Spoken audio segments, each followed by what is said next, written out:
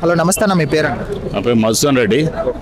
ఇప్పుడు by elections వచ్చాయి కదా, జూబ్లీహిల్స్ కాన్స్టిట్యున్సీలో ఏ పార్టీ అధికారంలోకి వచ్చేగా కనిపిస్తుంది అన్న? ఖచ్చితంగా బీఆర్ఎస్ పార్టీ భారీ మెజార్టీతో జూబ్లీహిల్స్ కాన్స్టిట్యున్సీలో గెలవబోతుంది. దాంట్లో ఎలాంటి సందేహం లేదు. బీఆర్ఎస్కి ఎందుకు ఓటేయాలంటే ఏం చెప్తారన్న? బీఆర్ఎస్ కేసీఆర్ గారు చేసిన సంక్షేమ పథకాలు ఇవన్నీ కూడా బ్రహ్మాండంగా ఉన్నాయి. ఈ 2 సంవత్సరాల నుంచి ఈ హైదరాబాద్ నగరంలో కూడా కేటీఆర్ చేసిన ఫ్లైఓవర్స్ ఇవే తప్పితే ఈ కాంగ్రెస్ పార్టీ వచ్చినప్పటి నుంచి కూడా ఒక వర్క్ చేసింది లేదు, ఇది లేదు.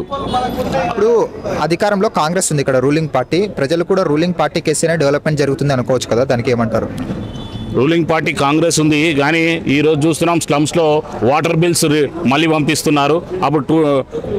అప్పుడు కేసీఆర్ ప్రభుత్వంలో వాటర్ బిల్స్ మాఫీ చేశారు, ఇవన్నీ చేశారు. కానీ ఇప్పుడు చూస్తున్నాం మనమంతా కూడా ప్రజల్ని ఎంత ఇబ్బంది పెడుతున్నారు చూస్తున్నాం మనము. అలాగే ఈరోజు రైతులను కూడా చూస్తున్నాం. యూరియా బస్తాల కోసం మహిళలు రోజుల తడబడి రోడ్ల మీద నుంచున్నారు. మహిళలను అందరినీ కూడా కోటేశ్వరాలని చేస్తున్న ఈ రేవంత్ రెడ్డి ప్రభుత్వం ఈరోజు చూస్తున్నాం మహిళలను అందరినీ కూడా 300 రూపాయల యూరియా సంచి కోసం రోజుల తడబడి రోడ్ల మీద నుంచున్న విధంగా ఇది చేస్తున్నారు. రైతులకు ఇబ్బంది ఉంది. ఈరోజు ప్రజలకు కరెంటు లేక ఎన్నో అవస్థలు పడుతున్నారు. ఆ రోజు రైతులు కానీ ప్రజలు కానీ ఈ నగరంలో కూడా ప్రతి ఇంట్లో కూడా కరెంటు కూడా 24 అవర్స్ ఉండేది. ఇప్పుడు ఎప్పుడు కరెంటు పోతుందో తెలియని పరిస్థితిలో ఇప్పుడు ప్రజలంతా ఉన్నారు. కాబట్టి ఆల్రెడీ మాగంటి గోపీనాథ్ గారు 3 సార్లు వరుసగా హ్యాట్రిక్ విజయం సాధించారు. ఇప్పుడు మాగంటి సునీత గారు కానీ విజయం సాధించే అవకాశాలు కనిపిస్తున్నాయి, లేకుంటే ఏమైనా సానుభూతి ఓట్లు ఒకటి అలా పడే అవకాశం ఉందా?